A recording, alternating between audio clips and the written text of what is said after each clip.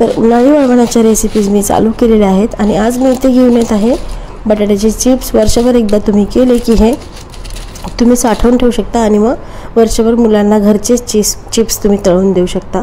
तर चिप्स बघू शकता एकदम मस्त असे झालेले आहे। पूर्ण प्रोसेस बनवण्यापासून ते तळण्यापर्यंत तुम्हाला दाखवणार आहे।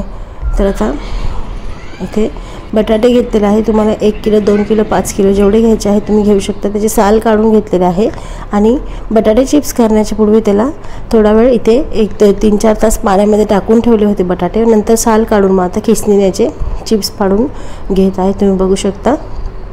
आता इथे व्हिडिओमध्ये मी करत नाही आहे कारण कम्युनिटी टॅबला मी पोस्ट केलेली होती, त्याची मला व्हिडिओ करणं जमणार नाही। तर तुम्ही बघितलं नसेल तर जाऊन बघू शकता। आणि आता इथे मम्मीला हेल्प करत आहे माझे मिस्टर। तर ते सगळे बटाट्याचे चिप्स इतके छान पडत आहे व्यवस्थित एकदम। तुम्ही इथे बघू शकता मोठे मोठे असे चिप्स पडलेले आहे। बटाटे आणतानाच थोडे मोठे आणले की मग चिप्स चांगले मोठे मोठे बनतात। तर असं करून आता सगळे बटाटे आम्ही इथे खिसून घेणार आहोत आणि खिसल्यानंतर मग त्याला आता पुढची प्रोसेस मी तुम्हाला दाखवते। याला खिसून पहिले तुम्ही लक्षात ठेवा, पहिले बटाटे बाहेरून आणल्यानंतर पाण्यात टाकून ठेवले होते, नंतर त्याला धुवून साल काढून त्याचं मग चिप्स बनवून घेतलेले आहे आणि 2 ते 3 पाण्यानंतर केलेले जे चिप्स आहेत ते धुवून घेतलेले आहे। पाणी दाखवलेलं आहे तुम्हाला मम्मीने, स्वच्छ पाणी आता या चिप्समधून निघत आहे, बघू शकता।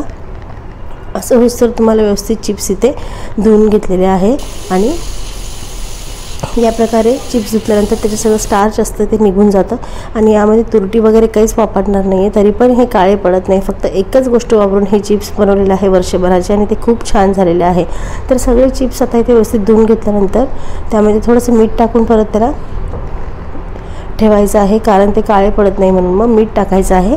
जास्त टाकायचं नाही आहे कारण पाणी उकळताना आपल्याला बटाटे जेव्हा शिजवायचे आहे त्यामध्ये आपल्याला मीठ टाकायचं आहे। तर आता पाणी इथे उकळत ठेवलेलं होतं, त्यामध्ये मीठ टाकून दिलेलं होतं आणि आता इथे जे चिप्स आपण धुवून ठेवले होते बनवून ते आता इथे उकळायला टाकलेले आहेत। आता चिप्स कसे आणि किती वेळ उकळायचे हे बघायचं। जास्त वेळ त्याला लागत नाही बनायला, बिलकुल थोडाच वेळ लागतो। चिप्स टाकल्यानंतर तुम्हाला आताचे चिप्स दिसत असतील आणि नंतर तुम्ही बघू शकता त्याला एक असे ट्रान्सपरंटपणा येतो, असं पांढरट ते पडतात आणि ट्रान्सपरंट झाले की समजायचं तुमचे चिप्स इथे बनवून तयार झालेले आहे।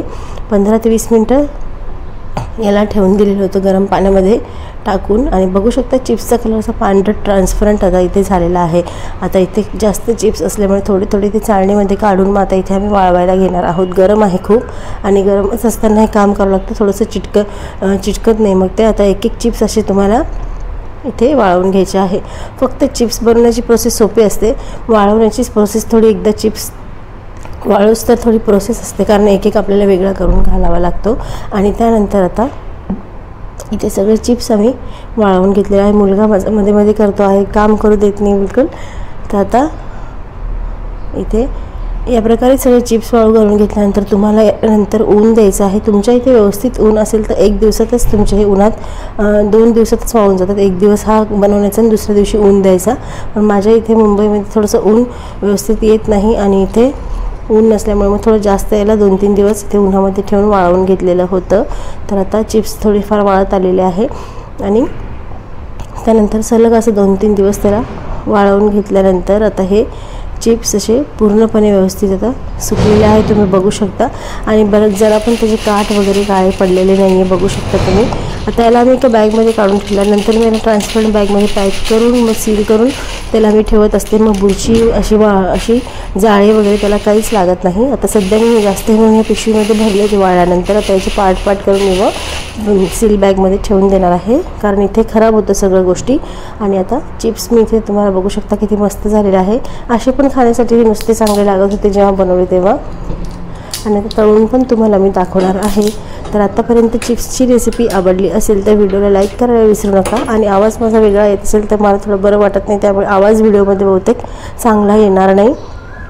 तर तळण्यासाठी इथे तेल गरम करत ठेवलं होतं आणि त्यामध्ये आता चिप्स टाकून द्यायचे आहे आणि एकदम मस्त असे ब्राऊन कुरकुरीत असे छान असे चिप्स बनवून तयार होतात। तुम्हाला थोडे कमी कलरचे तळायचे असेल तर कमी तळू शकता, मला थोडे असे आवडतात म्हणून मी तसे तळले।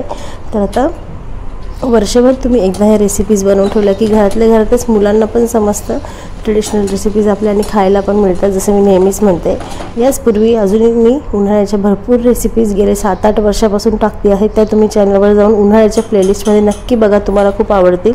काही रेसिपी गुगलवर केल्या तुम्ही, माझ्या रेसिपीज तर पहिल्यांदाच पडलेल्या आहेत तर त्या तुम्ही नक्की बघा. सोबतच बाकीच्या रेसिपी पण मी इथे कंटिन्यू करणं चालू आहे. आणि बघू शकता एकदम छान असे चिप्स असे तळल्या गेलेले आहे घरच्या घरी. त्यावर तुम्ही तिखट टाकायचं असेल तर ते टाकून खाऊ शकता. मी टाकून ठेवलं. सोबतच बाजूच्या प्लेट्समध्ये ज्या रेसिपीज दिसत आहेत त्या पण मी कंटिन्यू करणं चालू होतं. त्या पण चॅनलवर येणार आहे. म्हणूनच अजूनपर्यंत सबस्क्राईब केलं नसेल तर लवकर मनीज रेसिपी या मराठी कुकिंग चॅनलला सबस्क्राईब करून ठेवा आणि छान छान रेसिपीज तुमच्या मिस होणार नाहीत. तर आता ही रेसिपी तुम्ही नक्की करून बघा उन्हाळा संपायच्या पहिले. तर भेटूया पुढच्या एक छानशा नवीन वेगळ्या रेसिपीसोबत. तोपर्यंत बाय बाय.